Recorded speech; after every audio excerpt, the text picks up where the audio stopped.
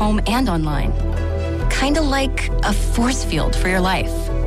If you had the smartest Wi-Fi, well, everything would work together seamlessly to keep you connected, no matter what. Xfinity. Imagine that. Restrictions apply. Visit Friedman's Appliance in Pleasant Hill to see the full selection of Thermador appliances.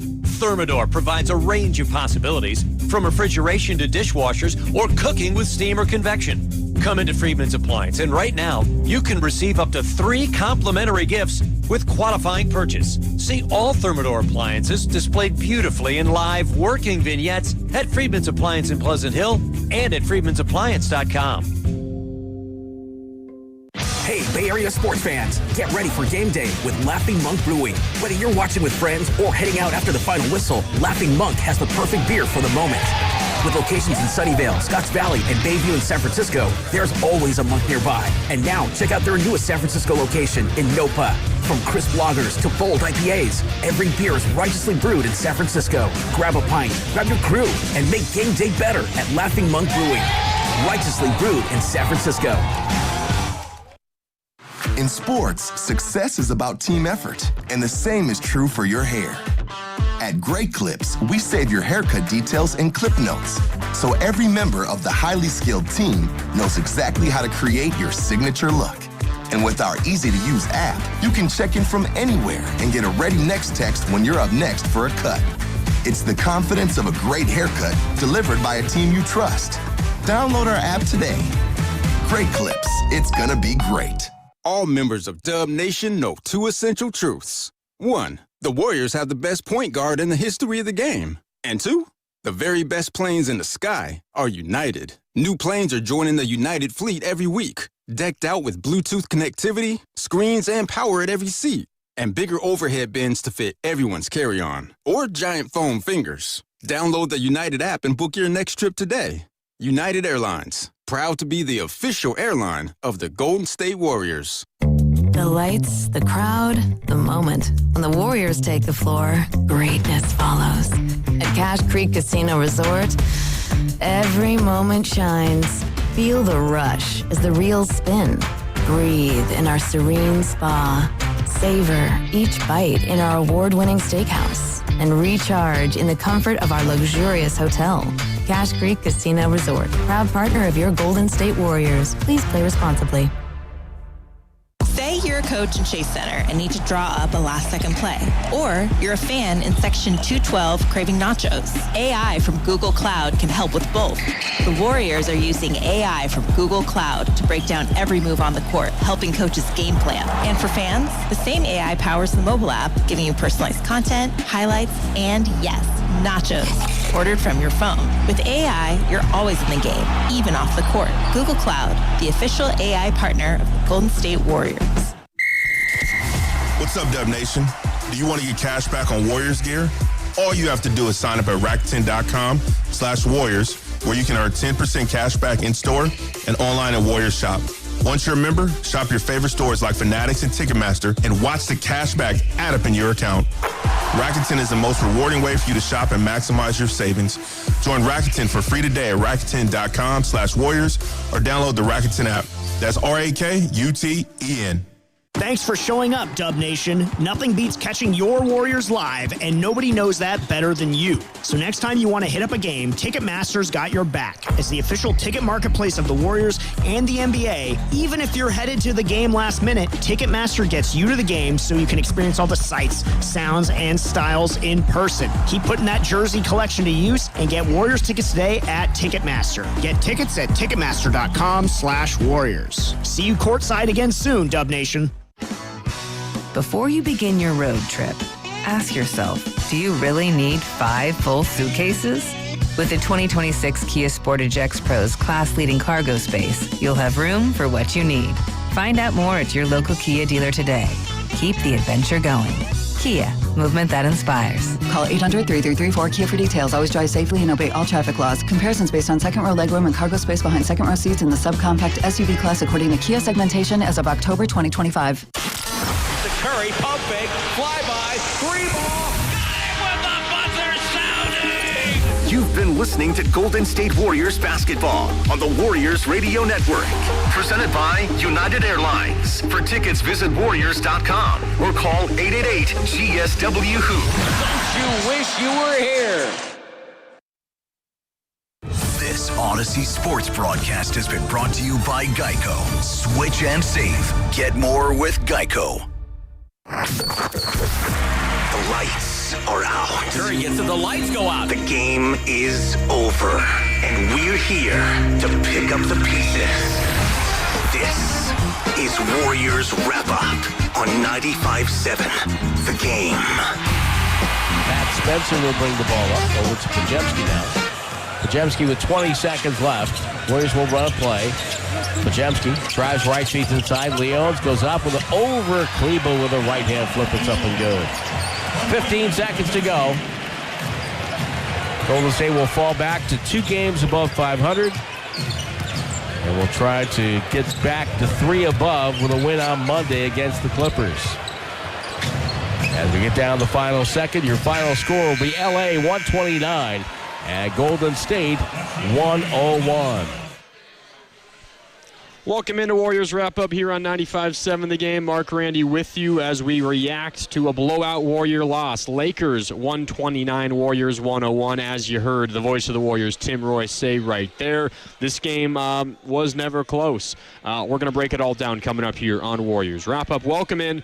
Mark Randy with you. I'm live from Senior Sisig, right outside of Chase Center in Thrive City on the west side of the arena. The place is open for another 45 minutes or so. Stop by on your way out if you're looking for something to eat before you head on home, or maybe to the rest of your Saturday evening. This is a great spot to do so. Senior Sisig, right outside of Chase Center here at Thrive City. That is where I'm at, hosting Warriors Wrap-Up, as again the Dubs get blown out at home to LeBron, Luka, and the Lakers. Final score 129-101. This was a blowout from the start. Warriors down as many as 17 at one point in the first quarter. They trailed eventually by as many as 32 points. This game felt like it was over at times in the first quarter. It felt over at halftime, and not much that happened in the second half changed that feeling. It was all Lakers the entire way. LeBron scored 20 of his 22 in the first half. Then he handed the baton over to Luka. Luka scored 16 in the third quarter after just 10 in the first half, and that officially put the game away. It wasn't an absurd game from any Laker. They just had a full team effort. The 26 that I mentioned from Luka Doncic, 22 from LeBron. Again, 20 of those came in the first half. They got 18 points from Austin Reeves. He had a great first quarter and then kind of slowed down after that. Off the bench, Luke Kennard hurt the Warriors all game long. He made 4 threes, had 16 points. Jake LaRavia, a lot of this was in garbage time, but he scored 15 points. It was a balanced effort for the Lakers, and I guess you could say the same for the Warriors. Their leading scorer was Guy Santos with 14. Then you got 12 from Moses and 12 from GP2 and 10 from DeAnthony Melton, and that was it in terms of double-figure scorers for the Warriors. But they got blitzed early. They could not get many stops in the first half, and specifically in the first quarter, they could not score. You blink, and you're down by 17 points in that first quarter. There was a 10-0 run in the first quarter, really early in the game, in fact, for the Lakers to kind of help them pull away, and the Lakers and the Warriors were never able to get back into it at that point. This is kind of becoming a trend for the Warriors. It is slow starts, and I know that they have been mixing in some wins. Obviously, their last game was that win in Memphis. They beat Denver here at home 6 days ago last Sunday. But in their losses, let's just look at a handful of their most recent losses. Tonight, obviously, they get down by 17 in the first quarter, and they ultimately lose by 28 points. Their most recent loss before tonight in New Orleans, a handful of days ago, they were down by 12 points after the first quarter, 31-19 New Orleans. They ultimately lost that game by just 4. They had an opportunity to win it despite being down early. They lost the first quarter versus Boston by just 4, but they were down by as many as 10 late in that first quarter. They lost that game by 11. They were down by 30 going into the fourth quarter. And then before that, San Antonio, they were down by as many as 10 in that first quarter as well, and they lost that game by 13. So this is becoming a trend for the Warriors, it is slow starts. Slow starts, slow starts, slow starts. And when you are already climbing uphill in terms of a talent standpoint, the Warriors right now without Steph and without Jimmy, and in all those games except for Boston, there was also no Kristaps Porzingis.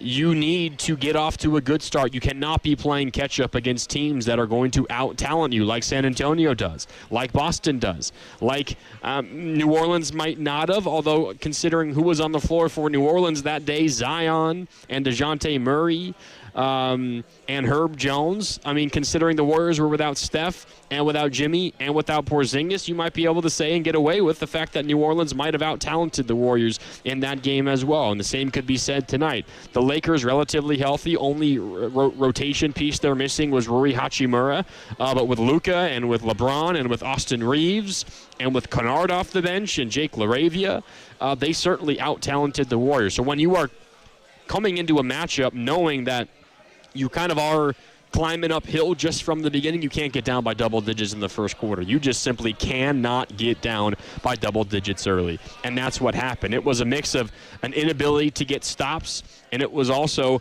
the Warriors' offense just simply not working. They missed a number of threes. They kept shooting threes despite the fact that it was not working, and I know I've been talking about this a lot. That's just who they are. It feels like even if they are 1 for 20 from downtown, they're going to keep putting up threes because that is what they've determined gives them the best chance to win. If you shoot the three ball at a high clip, you're going to win a lot of basketball games. If you don't, there is no plan B, it seems like, for the most part for the Warriors. And tonight, they didn't shoot the three ball that well at all. They made 12, but they put up 44 attempts. That's 27% from downtown. The Lakers, how about this? The Lakers made 7 more threes than the Warriors did, but shot 3 fewer attempts. And those numbers were actually a little more egregious in favor of the Lakers before garbage time, because in garbage time, the game is over. Lakers just chucking up 3 after 3 after 3 and not making them at a great clip down the stretch. There was at one point, I believe it was at the end of the third quarter, and let me find the number exactly for you. The Lakers had made 6 more threes than the Warriors through 3 quarters on 7 fewer attempts. That's the kind of game that it was. The Lakers were getting higher quality looks, and they were making them, and the Warriors were not making their threes. You think what has worked for the Warriors of late? It's Guy Santos making threes. He was 2 for 7 tonight. Podziemski had been better, specifically in at least 2 of his last 3 games. He was 0 for 6 from downtown tonight. Draymond was 1 for 5. GP2 has been making a bunch, including some big ones in Denver 6 days ago, a couple of really big ones versus Memphis the other day. He was 0 for 3 from downtown tonight. That's kind of what it is for the Warriors. Sometimes basketball can be pretty simple, and it was simple tonight. You make your shots, you're going to win. You miss them, you're going to lose. And the Warriors missed theirs, and the Lakers made theirs. It's not like the Warriors played a terrible basketball game. They only turned the ball over 11 times. They ended up shooting 45% from the field. A lot of that was garbage time late when, the defense relaxes a little bit on both sides. But they only turned the ball over 11 times. If you were to tell Steve Kerr, would you take 11 turnovers tonight? He absolutely would have taken that, absolutely. But the Warriors just not creating good enough looks offensively. And when they were creating those looks, their three-point shooters, which to their credit, have helped them win these basketball games of late, right? They've stayed afloat despite missing Steph now for 10 straight games. They've stayed afloat despite now being without Jimmy Butler for 16 games. And again, in the last 10 of those 16, you're without Steph as well. They beat Denver. They beat Memphis. They have some nice wins on their resume during this stretch. And it's been because some of their three-point shooters, frankly, have been hitting those threes at a rate probably higher than you would expect. But when they regress back to more of what you expect, and tonight is one of those sorts of nights, it's going to be really difficult for them to win. I mean, this is a Laker team. And again, this is Warriors wrap-up here on 95.7 The Game. Mark Randy with you live from Senior Sisig right outside of Chase Center in Thrive City. Stop by, grab yourself something to eat if you want to get something before you head on out down to maybe downtown San Francisco, wherever you're headed for this Saturday night. Stop by to Senor Sisig. If you want to join the conversation as well, you can at 888-957-9570. That is the number to call. It is also the Boxer and Gerson Work Injury Attorneys text line, the 650, poking a little fun, both at me and the Warriors, I suppose. The 650 writes, the Warriors get manhandled like Grandy in every one of your pickup games at the JCC. 650, I don't play pickup at the JCC, but I appreciate the text. And I hold my own in pickup. Thank you very much. But you're right. The Warriors did get manhandled tonight. Yeah, thank you. The Lakers, the Lakers have Luka. They got LeBron. They're the 6th seed right now in the Western Conference. If you haven't watched a ton of Lakers basketball of late, or maybe you don't read a lot of what's going on down in Lakerland, you might think that they're kind of having, a good season, and obviously they're better than the Warriors right now. They're 35-24. Tonight's win pushed them to 4.5 games clear of the Warriors. It's going to be really, really tough for the Warriors to catch the Lakers, which is how you get out of the play-in, would be by catching the Lakers. The Lakers are currently the 6th. That is the final non-play-in spot in the Western Conference. Suns are 7. Warriors are 8. This result tonight pushes the Warriors 4.5 games behind the Lakers now, so that's going to be really, really tough to catch them. You do have one more head-to-head game coming up as well, but again, losing tonight, you're now 4.5 behind them. But this is a Laker team, despite being 11 games over 500 at 35-24, they have a lot of things not going their way right now. I know the Warriors also have a ton of players out.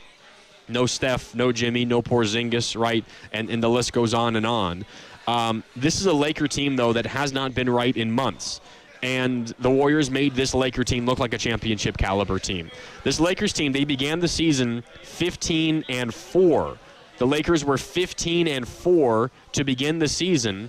Coming into tonight, they're 19-20 in their last 39 games. So if you now include tonight, they're 20-20 in their last 40 games. This is a Laker team that is not doing anything special over the last number of months. We're not talking about a few weeks here and there. We're talking about basically half of an NBA season, which is a gigantic amount of basketball. They're a 500 basketball team, and they came in here and they made the Warriors, or they looked like a championship level basketball team against this Warrior team. That's not good news for the Warriors. And I know that this is a Warrior team that is far from being healthy. If Steph was on the floor, it would look different. Hell, even if Porzingis was on the floor, it would look different. But this is not a great Laker team. And they came in and looked like a championship team. And that is a tough pill to swallow if you are the Warriors, because, again, this is a Laker team that has a lot of issues right now. There was speculation about LeBron James at the trade deadline. There's clearly a lot going on with DeAndre Ayton and the Lakers. And if I remember so many Warrior fans wanted the Warriors to sign DeAndre Ayton this offseason. Just ask any Laker fan about DeAndre Ayton and how they feel about him. Things are not great in Lakerland right now, and they came in and they dominated the Warriors. It's a tough look for the Warriors. There's no doubt about it. 888-957-9570 if you want to join the conversation. The 559 writes, Dubs, a rare letdown at Chase. These Lakers just played lights out. Yeah, the Lakers played great. We do have to give them credit. Like, I can poke fun all I want about how they've been a 500 basketball team for the last couple of months, and that is all true. They played great tonight. They kind of passed the baton. It was Austin Reeves in the first quarter. It was LeBron James in the second quarter. Then it was Luka Doncic in the third quarter, and they cruised in the fourth quarter. They were good defensively for the most part. They made it difficult on the Warriors, but still, they ultimately made this Warrior team look like, honestly, how the Warriors, you would kind of expect the Warriors to look down all these players and with all these injuries. So it was a rough night for the Warriors. It was from the very, very beginning. Again, the Warriors scored the first points. It was a Draymond Green baseline cut. He dunked, and then it was 10-0 Lakers run right after that. They eventually got up by as many as 17 in that first quarter, and they never looked back. They led by as many as 32 in the second half. And they win by 28 points, 129-101. Just a tough performance for the Warriors in this one. as we try to figure out why there are so many slow starts for the Warriors, because really it is, you can sum up Warriors basketball of late by just looking at the first quarter. Do the Warriors win the first quarter? If they do, they're going to win the basketball game. That's been the case for the Warriors last 6 games now. Versus San Antonio, lose the first quarter, lose the game. Versus Boston, lose the first quarter, lose the game. Versus Denver, win the first quarter, win the game. Versus New Orleans, lose the first quarter, lose the game. Versus Memphis, win the first quarter, win the game. And then tonight versus the Lakers, lose the first quarter and lose the game. Those games and those results also coincide with Draymond Green playing or not playing. In the losses, Draymond played. In the wins, Draymond did not play. They beat Denver. They beat Memphis. Draymond did not play in those games, and they got off to good starts. I think there is something to be said for Draymond's impact on the Warriors' offense, specifically without Steph Curry. And when the Warriors are without Steph, they have to run a different style of offense, and it impacts everybody else. And when Draymond is on the floor without Steph, and also I should say without Jimmy Butler, it changes the way that Draymond has to play. And to this point, it doesn't feel like the Warriors have figured out exactly how to maximize what Draymond does while Steph rests. And oftentimes what happens is the offense gets out to a little bit of a slow start, because the offense they want to run without Steph is, we talked about this a little bit on Wednesday after the Memphis win, because that was a great example of the Warriors offense working at a very high level without Steph, without Jimmy, and without Draymond. What the Warriors want to do without Steph and without Jimmy, but that's a given for the rest of the season. Specifically here talking without Steph, which, who knows, it might be going on for a bit longer without Steph. I know that he talked on the ESPN broadcast tonight with Malika Andrews.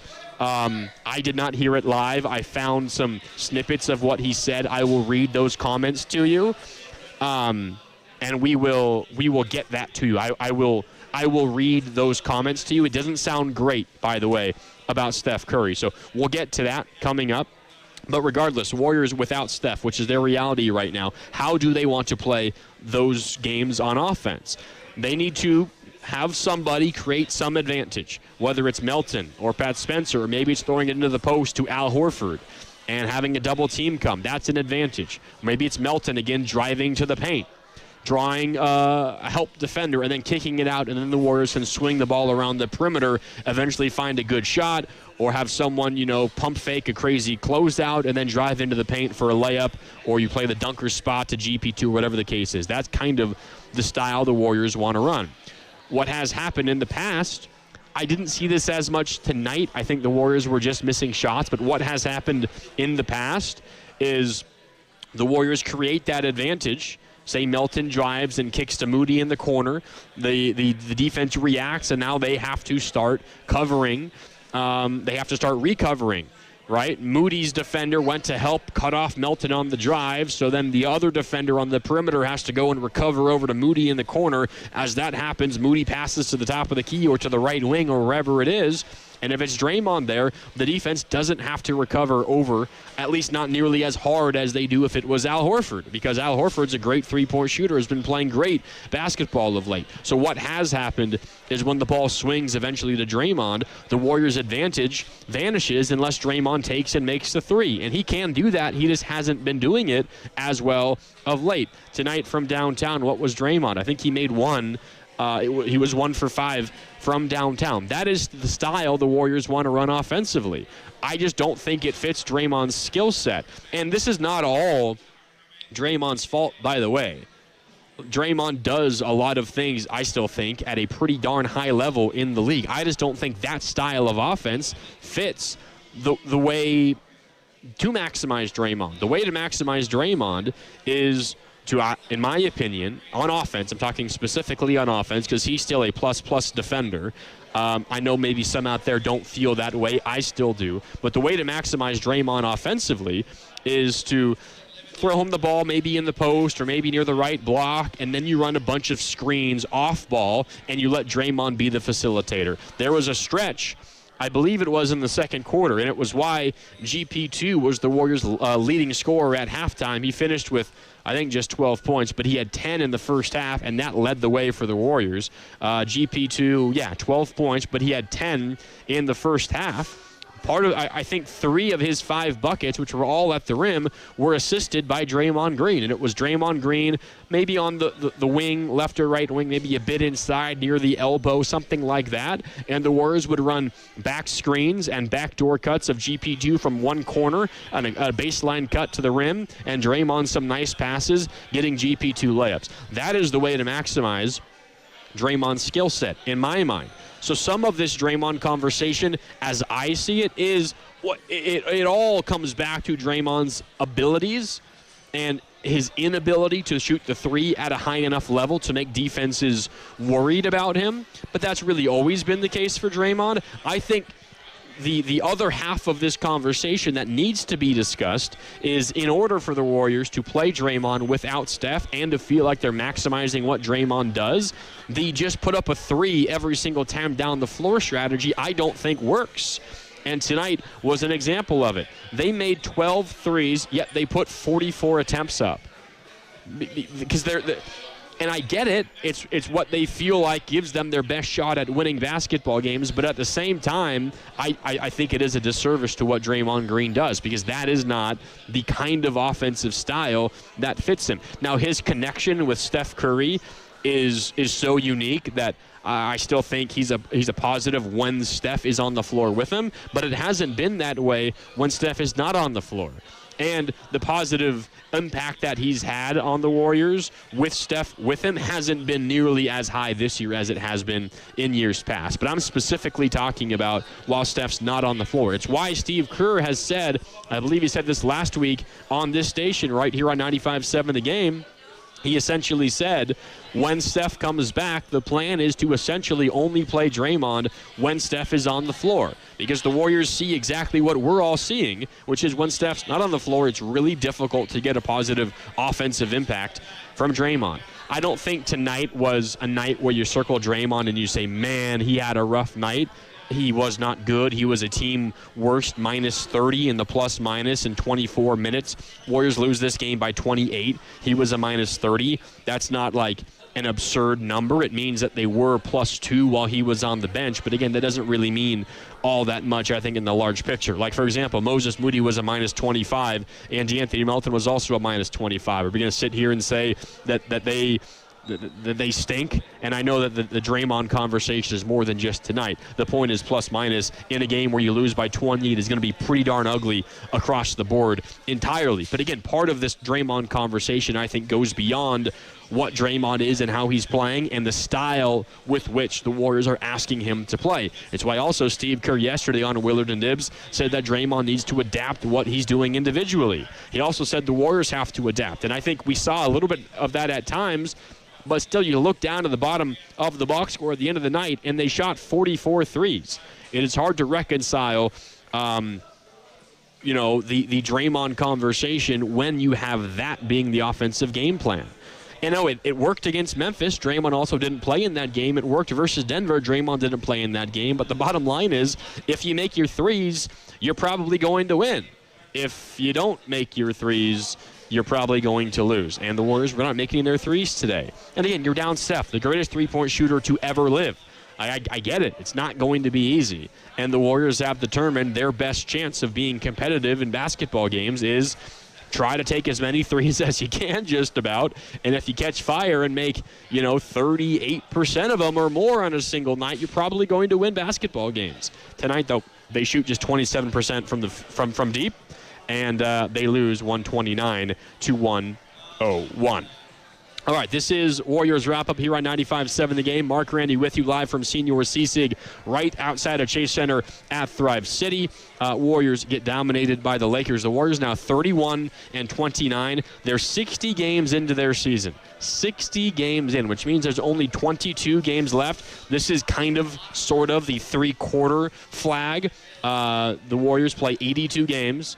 The quarter point is somewhere between 20 and 21 games. The Warriors are 20 22 and 21 games remaining when you played 60 or 61 games.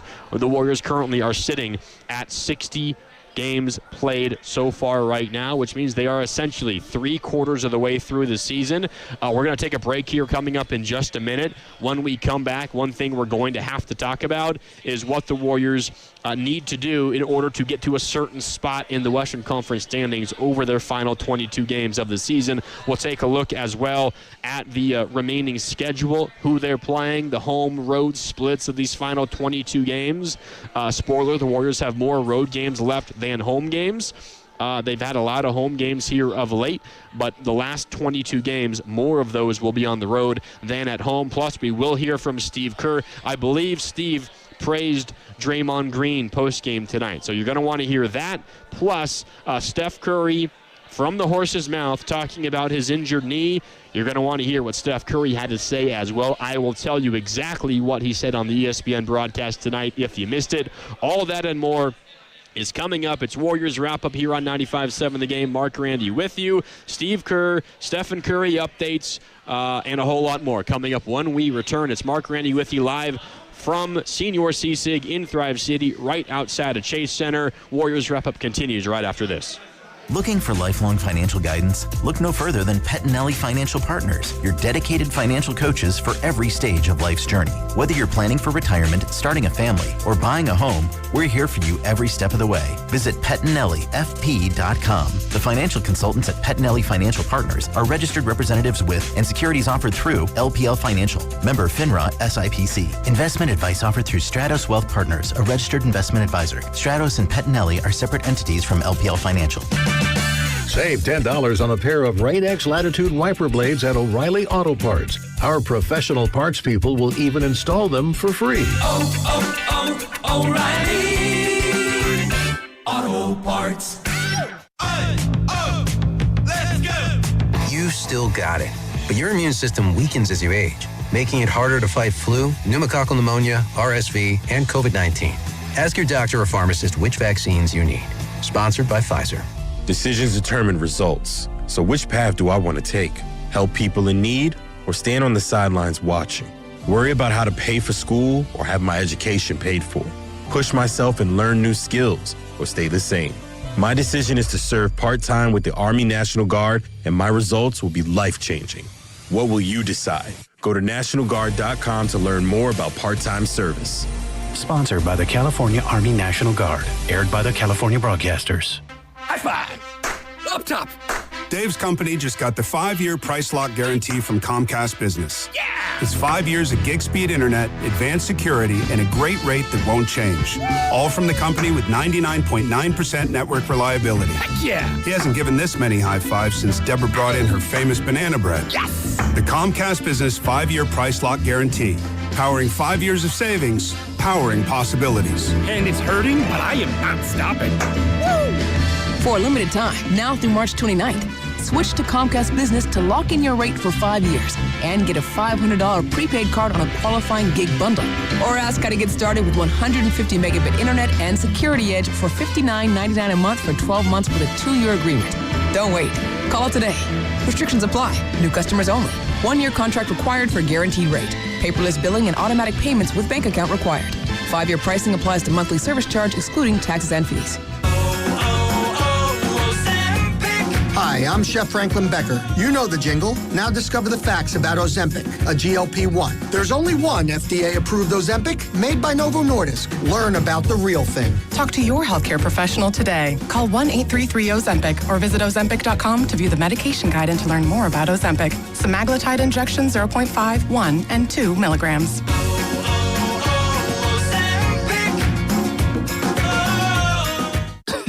Honey, that flu keeping you up? Did you take NyQuil Intense Flu? Nah, I got this. Okay, I don't got this. Yeah, you need NyQuil Intense Flu. Undo your flu with NyQuil Intense Flu. NyQuil Intense Flu provides powerful relief of your flu symptoms so you can sleep. You do got this. NyQuil Intense Flu. The nighttime sniffling, aching fever. Best sleep with the flu medicine. Use as directed. Keep out of reach of children.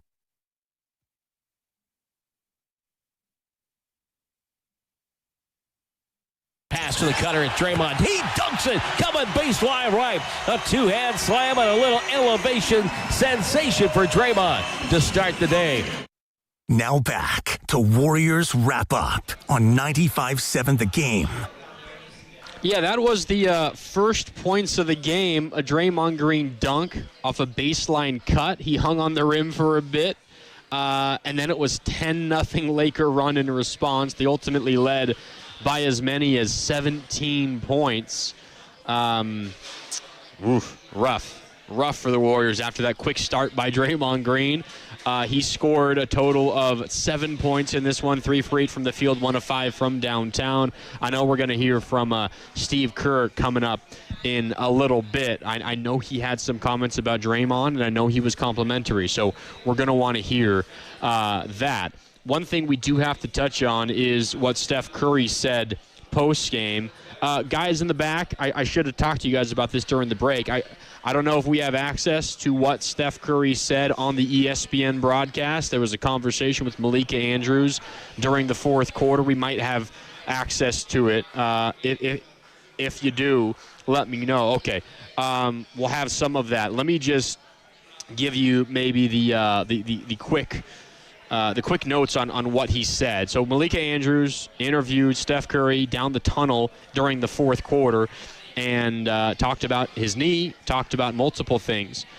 Talked about the Mike Breen double bang call, and as far as I know, I think Steph reenacted or did his own version of the double bang call, which looked pretty fun based on what I saw on social media. But he did admit, and we're going to hear this coming up in a little bit, he did admit that he hasn't done any on-court work since he's been sidelined. And that kind of raised a lot of red flags for Warrior fans, naturally so. Steph's been out for about a month. His last game played was the 30th of January versus Toronto. It is now the final day of February here on the 28th, so it's been 4 weeks since Steph last played. He's missed 10 straight games. That includes the All-Star break. The Warriors are 4-6 in those 10 games, by the way. So they're doing a fine job of kind of fighting and scrapping and keeping their head above water and just treading water.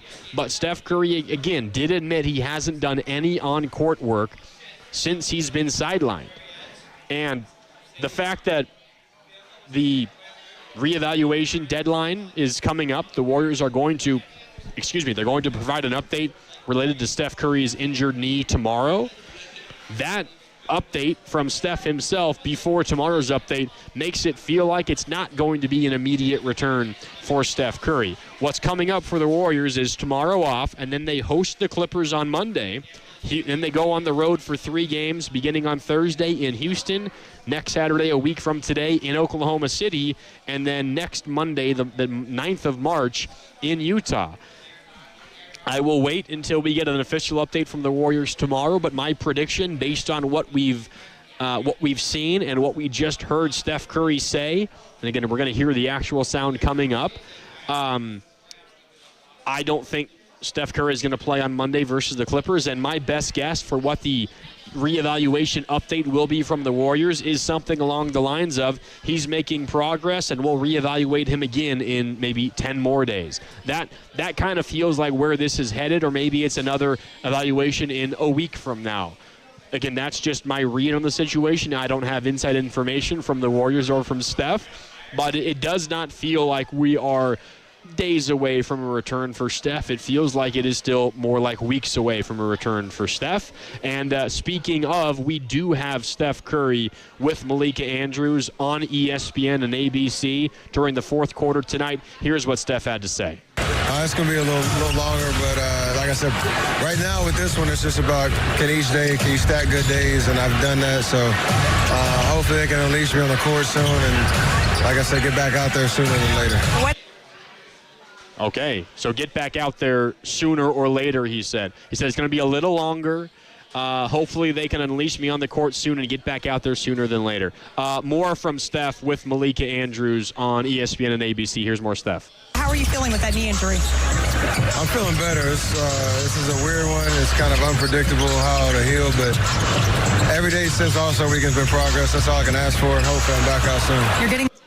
Okay, so there's a couple of little bits and pieces from Steph. He did go on to say that he hasn't gotten onto the court yet, but he's just trying to stay in shape, strengthen everything else around my body, knowing that at this stage, once you get back, it's kind of a full sprint to the playoffs. So once I get back on the court, it is a little bit of a pain tolerance thing, but it's just something that you don't want to have lingering because it can get worse. That's interesting because I feel like a lot of what we've heard, and again, what Steph is dealing with, let me give you the actual scientific name, if you will. Right patellofemoral pain syndrome, what a lot of us normal people know as runner's knee, is what Steph is dealing with. And what I feel like I've heard from a number of people is that when you are dealing with runner's knee, it is a pain tolerance thing and that it can't get worse. But what Steph did say is it's a little bit of a pain tolerance thing, but it's something you don't want to have lingering because it can get worse.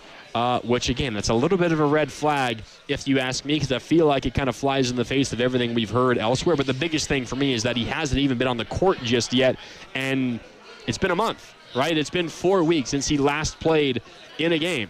I think I said it was against the Raptors. It was against Detroit on the 30th of January, the last time that he played. It has been a long time. And it doesn't feel like the update tomorrow is going to be he's ready to play on Monday versus the Clippers, because being out for as long as he's been out, that constitutes a ramp-up. So maybe the best-case scenario for the update tomorrow from the Warriors is something along the lines of he's been cleared for on-court activity, he's beginning a ramp-up, and we'll reevaluate him again in a week. And maybe at that point, the next reevaluation, say next Sunday, would be that he's good to go and he'll return for Monday versus the Jazz. Maybe that is the best case scenario. The following Monday versus the Jazz, 9 days from now. Maybe that's what the best case scenario could be for the Warriors. We shall see. Bottom line is it does not seem like it is good news in terms, if you were hoping for Steph to come back, say Monday versus the Clippers or even Thursday versus the Rockets, it does not seem like what he said tonight is good news in that regard. So we'll continue to break that down. Plus, there's more that Steph said that I want to react to. We will do that. Plus, we've got Steve Kerr coming up as well. It's Warriors Wrap-Up here on 95.7 The Game. Mark Randy with you live from Senior Sisig here in Thrive City, right outside of Chase Center on the west side of the arena. But also open to your phone calls and your text at 888-957-9570. Again, 888-957-9570. Up next is Chardol in Fremont, who wants to join the conversation. What's up, Chardol? Hey, Mark. I'm a big fan of you. I tune to 95.7 Game after every Warriors game. As the Los Angeles Lakers took down the Golden State Warriors by a final score of 129-101. The Warriors had so many chances to win this basketball game tonight. They failed and they fell flat on their faces. I think this was a fucking shit show. Whoa, okay, Chardol. Hey, make sure you guys dump that in the back. Thank you, Chardol. You do not get to come on. I know you might be frustrated, Chardol, but that's a no-no here on the radio. It was a rough game for the Warriors. There's no denying that. The final score, 129-101. But again, the Warriors are down Steph. The Warriors are down Jimmy. The Warriors are down Porzingis. The Lakers have Luka. They got LeBron. They've got Austin Reeves. Like this was not a fair fight in terms of the players that were being thrown out there. It's also why I'm not gonna look. Has Draymond been good of late? No. And I talked about this all night long on Wednesday night on Warriors Wrap Up. This is not a night where you point out and say Draymond cost the Warriors tonight. Like you just look who was out there for the Warriors. You looked how each individual performed. It's hard to find a lot of positives in this game. Guy Santos led the team in points with 14. He was scoreless in the first half. The Warriors starters were a -20, -22, -25, -25, and -30 in plus-minus tonight. Like it was just bad all the way around.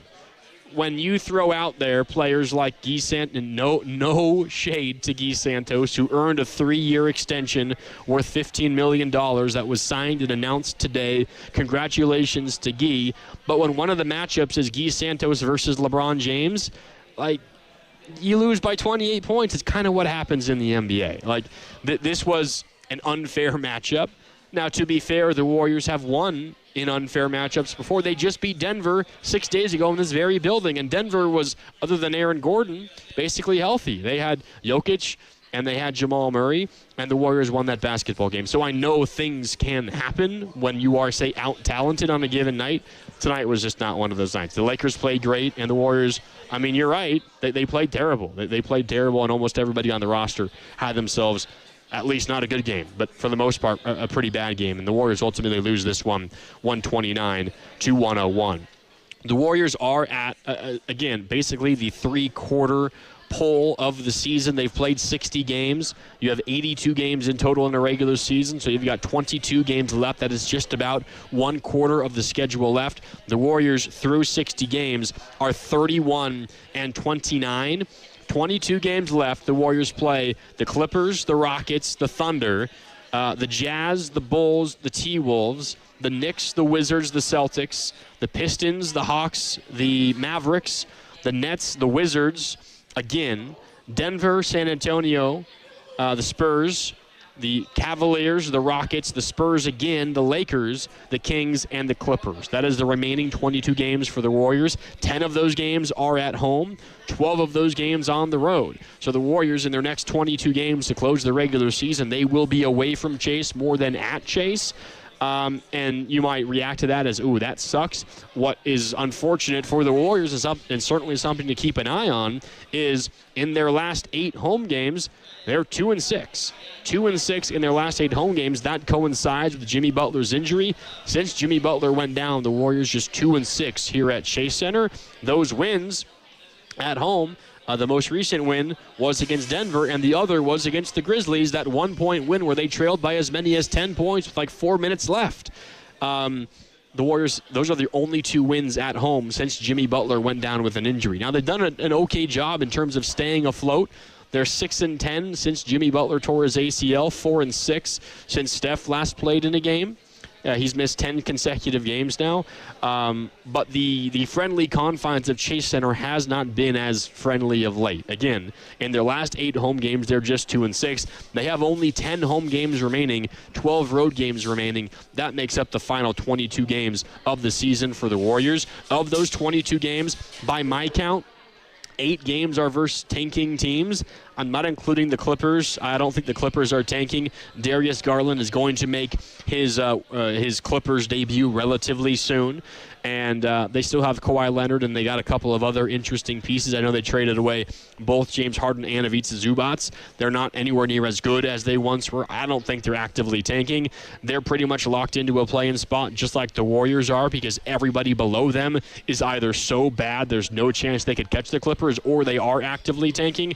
So kind of by default, the Clippers in my book are not tanking because there's nothing they can do even if they were to tank. So they might as well go out there and try to win and see what happens. Maybe what would happen is they get to the play-in and then they tank in the play-in to guarantee themselves in the lottery. We'll see how that all plays out. My only point is I don't think they're tanking right now. Even without the Clippers as a tanking team, 8 of the Warriors' remaining 22 games are versus tanking teams. Those teams are Utah, right? It's Chicago. It's Washington. They play Washington twice. It is Dallas, which is actively trying to lose. It's Brooklyn.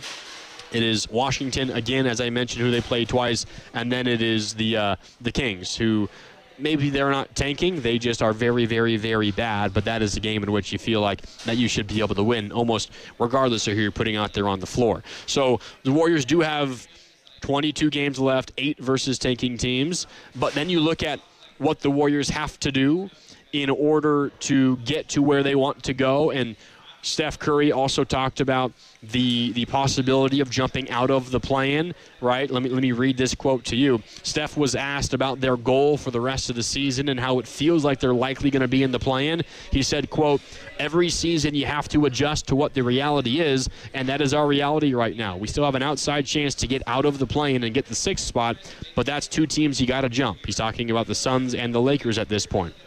He continues, "We just want to have a home game in that play-in situation if we can. We still know that if we're at full strength, we're good enough to win a playoff series against anybody. It's just, can we get there healthy? So first and foremost, if we get everybody together and actually figure out who we are as a team, that will be great." End quote from Steph. He's talking about the possibility of getting out of the play-in and getting to the 6th spot. Let me break this down mathematically for you. The 6th seed right now, which is the Lakers, including the Lakers win tonight, they're pacing at a 48 or 49 win pace. That is the 6th seed.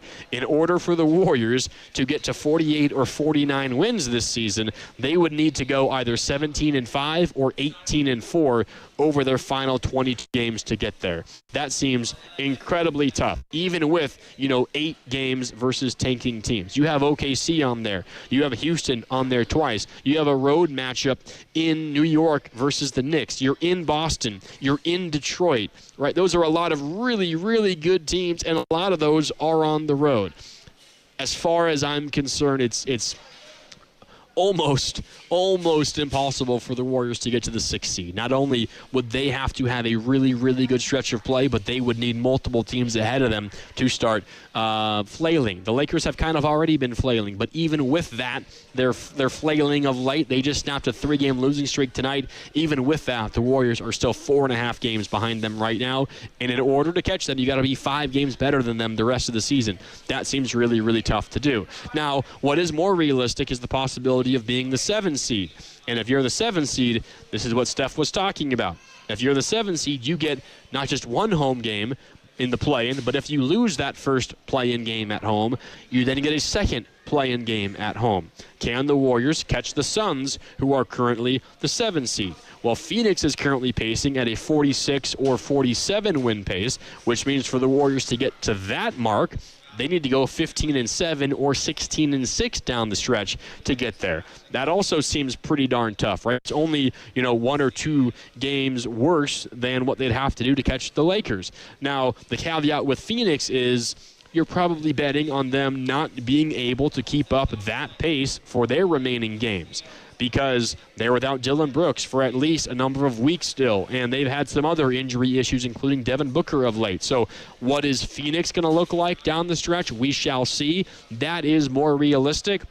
I would venture to guess the 7 seed is not going to get to 46 or 47 wins. It might be more like 44 or 45. Even that, though, given what the Warriors are dealing with injury-wise and that difficult schedule coming up, again, with Boston, OKC, Detroit, the Knicks, all on the road, it's going to be hard for the Warriors to climb, in my opinion, as well, unless Phoenix really falls off the face of the planet, which I suppose is possible, but it's going to be tough. The same, though, can be said for the teams behind the Warriors. Portland is 2.5 games ahead of the behind the Warriors, and the Clippers are 3 games behind the Warriors. So you do have some room on the backside. It really feels like the Warriors are pretty safely locked into the 8th seed, and that, to Steph's point, doesn't give you a home game in your first play-in game, but it guarantees you either a playoff spot or a home game to play in a playoff spot. The way the play-in works is the 7 seed hosts the 8 seed.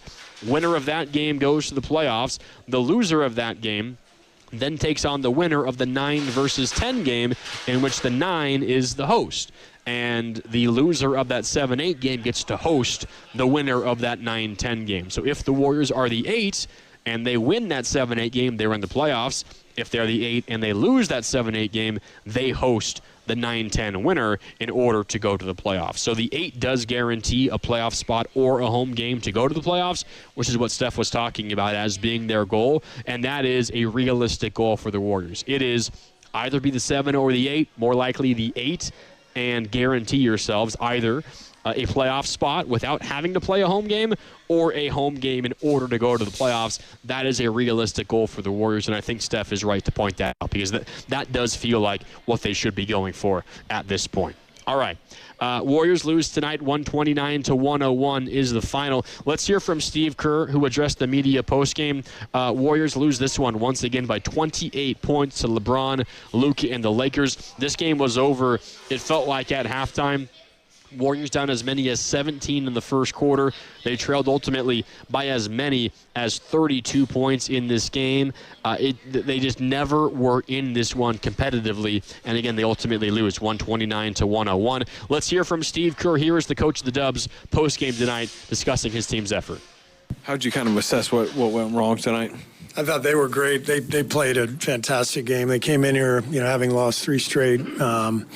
They were locked in, and I thought getting off to the slow start hurt us because, for us to win right now, it's got to be about energy and winning extra possessions, crashing, forcing turnovers, and we just fell behind like that. And they were playing, with the lead the entire game, and we just couldn't climb back in it. Steve, what is key for you guys to have faster starts? Because it seems like it's been a clear theme recently, the slow starts versus fast starts. Well, defensive mentality is the most important thing. We have to come out with some pop and some energy and at that end of the floor, and just didn't feel like we were as engaged defensively as we needed to be. 12 of 44 from three. What did you think of the looks you guys got? We got some good looks. I mean, we took care of the ball tonight, 32 assists, 10 turnovers. It wasn't like we played poorly.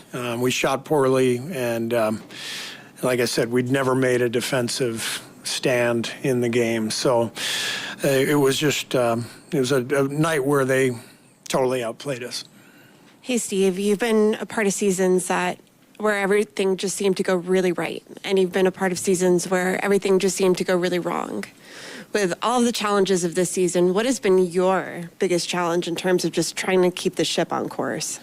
I'm enjoying the season. Our guys are, tonight notwithstanding, our guys have competed and really done a good job of finding ways to win. And obviously tonight was not our night, but these guys are great. Our guys are really, scrappy, and they're playing hard, and they're sticking together.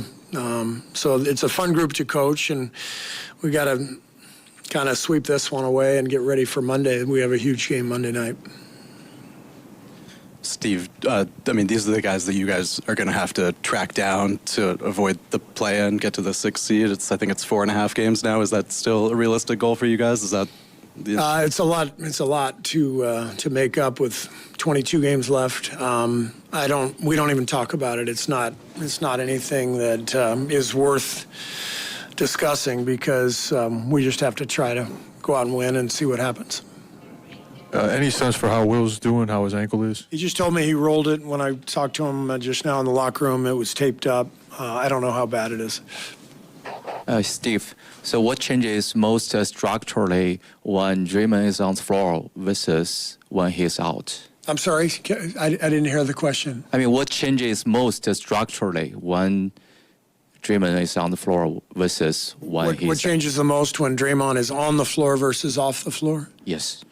Well, I think, when he plays the 5 position at the center spot, we're gonna have him set a lot of screens and roll, and he's more of a playmaking center. And then when we bring in Al at the 5, he's more of a shooter, pick and pop player. So they're very different players, but Draymond's competitive desire and his brain is what is so important for us. He's a genius defensively, and his competitiveness is off the charts, and that's why we've won championships and had the run that we've had. And not easy for him right now, playing without Jimmy, without Steph, but I'm really impressed with just the way he's hanging in there and continuing to fight.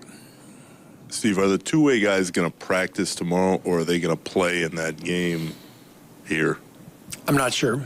Yeah. Steve, Steph was quoted during the game saying it's going to be a little while longer as far as his prognosis. I know that you guys have an official update tomorrow, but has he been making progress on court recently? So do you want an unofficial update? Kind of, yeah. Okay. I really don't have much to add, honestly, but we'll give you a better one tomorrow. All right, that's Steve Kerr post-game tonight after the Warriors fall to the Lakers 129-101. A lot there from Steve. He kind of mentioned what I did. Something like the Warriors played a terrible game. The Lakers just played an awesome game. The Warriors did not make their shots. And I think there's a fair conversation to be had about the correct strategy or offensive plan I think the Warriors were at their best when they were trying to get into the paint. Their three was not working tonight. It's easy for me to say that because I can look at the final box score and say they didn't have it tonight. But you never know when, over the course of a game, when maybe you might catch fire from deep. And once you get down big, in today's NBA, once you get down by 15, 16, 17, 18 points, it is kind of difficult to erase that kind of deficit unless you catch fire from deep. So maybe once you get down big, the right strategy is to continue hoisting from downtown and hope you make a few of them and you get back in the game. There was one stretch where the Warriors got back within 12 in the second quarter after being down as many as I think it was 24. But then the Lakers immediately responded with an 8-2 run right before the halftime break, and they go up by 18 going into half. It kind of erased any momentum the Warriors had, and then Luka opened the third quarter by making 5 threes in the first 4.5 minutes, and then at that point you kind of officially feel like the game was over. They ultimately lead by as many as 32 points, and they win by 20. The final score 129-101. I did see Steve Kerr's answer there at the end about Draymond Green. I saw a snippet of it online before I heard it right there for the first time.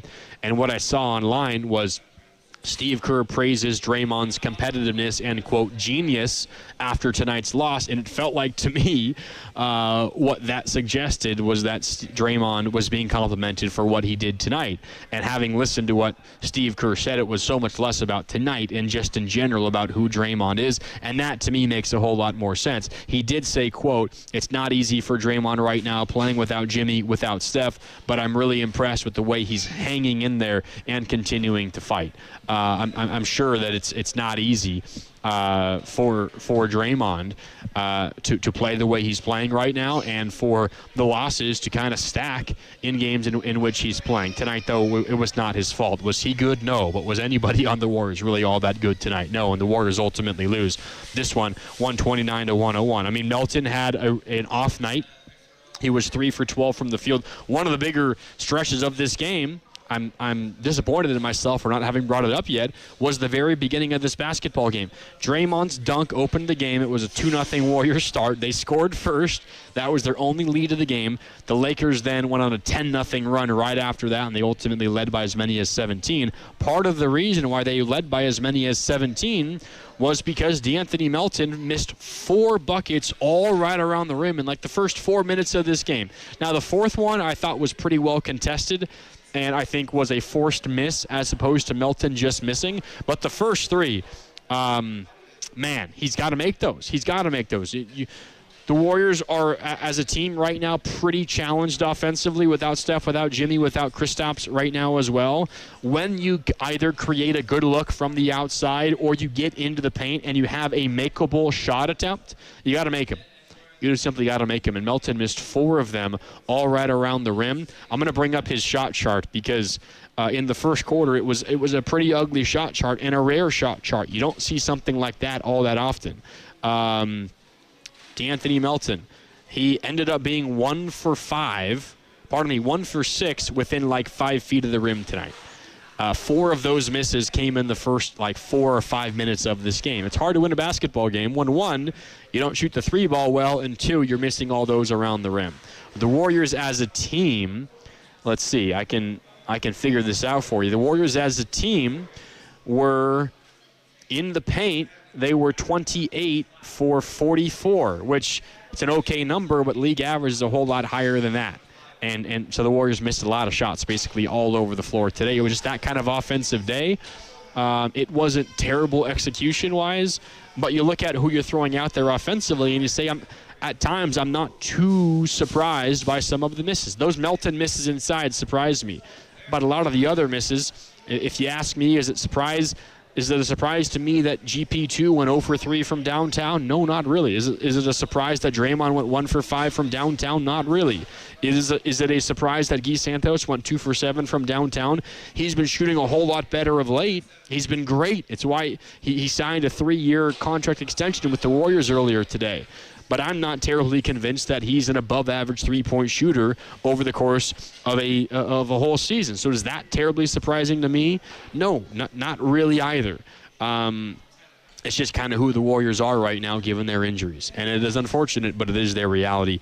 Final score, again, 129-101.